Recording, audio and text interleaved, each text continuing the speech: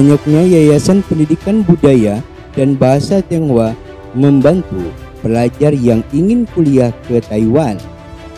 Jurnalis GBTV Indonesia, Revi, mencoba melakukan penelusuran langsung ke Jakarta dan kantornya untuk mewawancarai secara eksklusif di sana.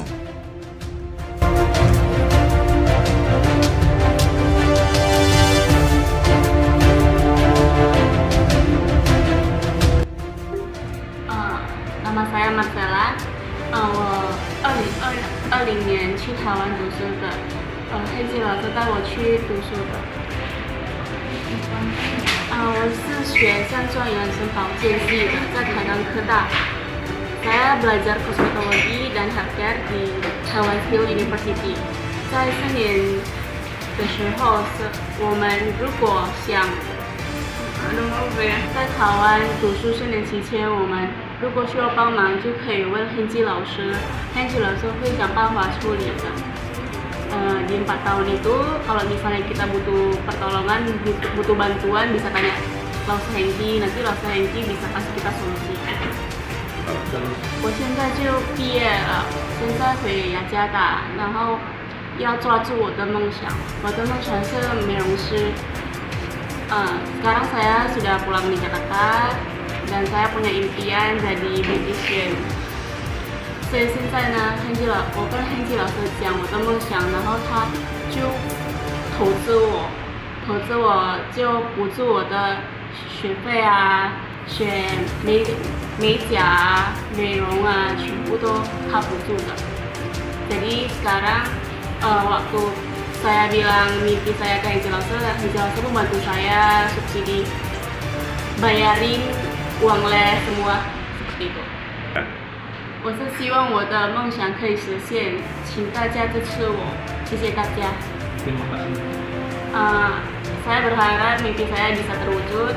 Dari wartawan GBTV Indonesia dapat konfirmasi tadi dari muridnya yang sudah berhasil, sudah pulang ke Indonesia, yang akan mengembangkan usahanya. Gimana ceritanya, Kok? Mohon dikonfirmasikan dulu, Pak Inki. Pelaku bahasa Indonesia ya, Pak. Ya.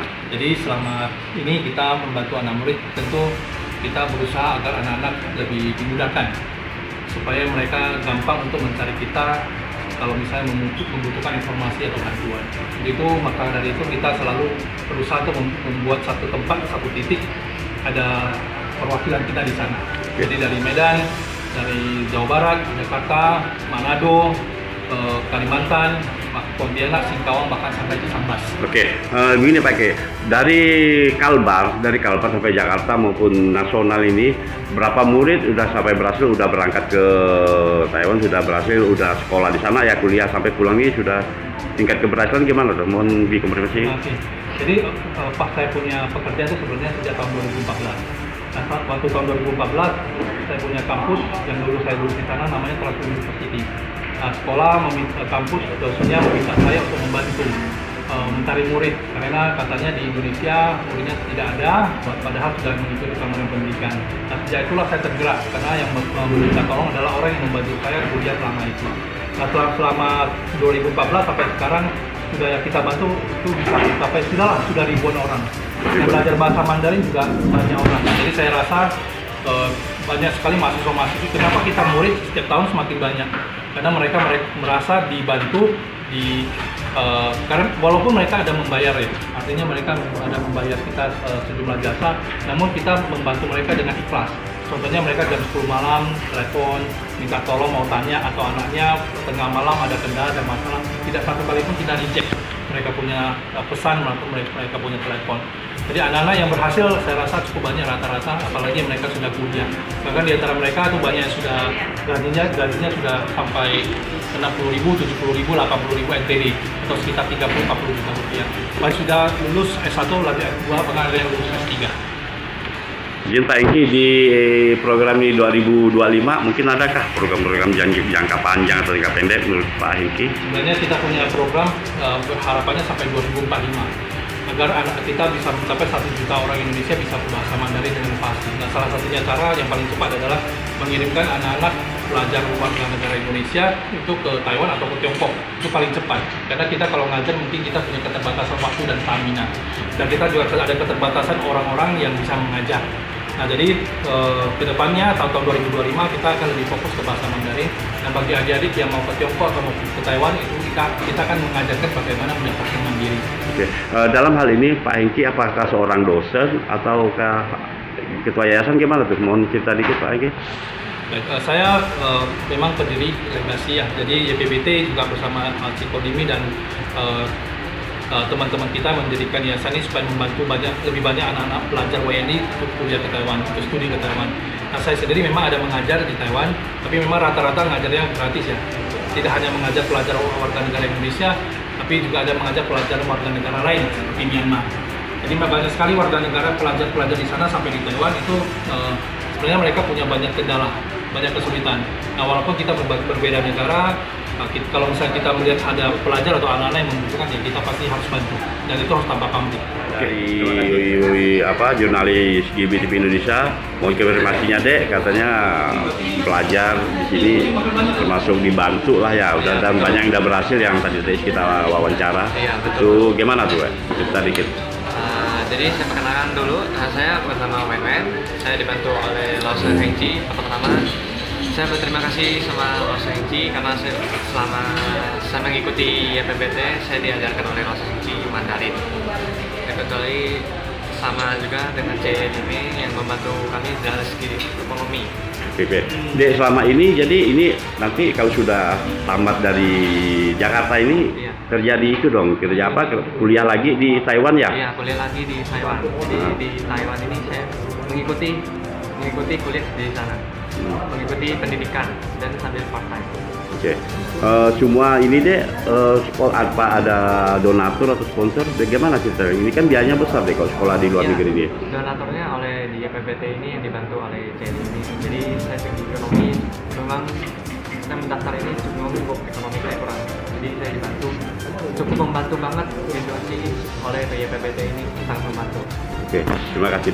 Oke, Bu, izin Bu, saya dapat informasi dari pelajar-pelajar yang banyak menyebutkan nama Ibu. Gimana cerita Bu dengan yayasan ini atau mereka yang udah berhasil juga dari wawancara menyatakan menyebut juga nama Ibu. Nah, saya sekarang cari Ibu nih, tahu jawabannya di sini. Mohon konfirmasinya Bu. Begitu. Gimana ceritanya Bu? Ya begini Pak. Jadi anak-anak ini kan yang saya namanya Limi, yang ngurus YPBT Pontianak. Nah, terus YPBT Pontianak ini kan yang kita punya atasan juga. Ya, selama ini saya ngurusin murid-murid yang untuk persiapan keberangkatan ke Taiwan. Nah, terus anak-anak juga yang dari Karbar, nah mungkin dari daerah lain pun banyak sekali yang mungkin keterbatasan ekonomi. Nah, mereka banyak sekali minta bantuan supaya anak-anak bisa berangkat, dan banyak juga anak-anak yang masih kurang sekali dengan bahasa Mandarinnya. Ini Bu, berapa tadi diwawancarai pelajar-pelajar yang di sini tadi ya, di kantor saya di sini, mengatakan Ibu donatur yang membantu, dia sangat membantu. Gimana cerita Bu? Yang benar, karena kan anak banyak sekali yang keterbatasan ekonomi. Jadi kita juga tahun-tahun yang lalu, yang dulu banyak sekali kita membantu anak-anak yang sudah ke sana. Jadi apa harapan Ibu setelah mereka berhasil Bu pulang ke Indonesia? Katanya tadi udah berhasil di sana, udah pandai bahasa Mandarin, udah sekolah apa. Di sini buka usaha itu dari Ibu atau gimana ceritanya? Nanti mereka ada juga yang anak-anak pulang ya, dan minta bantu sama ini ya, pada sebagainya yang melanjutkan cita-cita mereka, usaha mereka. Nah, ini juga ada beberapa murid yang sudah dibantu mereka. Mungkin kalau mereka ingin kita bantu, kita bantu ya. Nah, untuk tahun-tahun selanjutnya, tahun ke depan juga banyak sekali anak-anak yang meminta, yang ekonominya terbatas, juga banyak cari saya juga, gitu kan. Jadi begitu Pak. Oke, terima kasih Bu ya.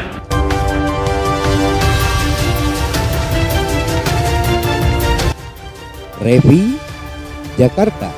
GBTV Indonesia mengabarkan.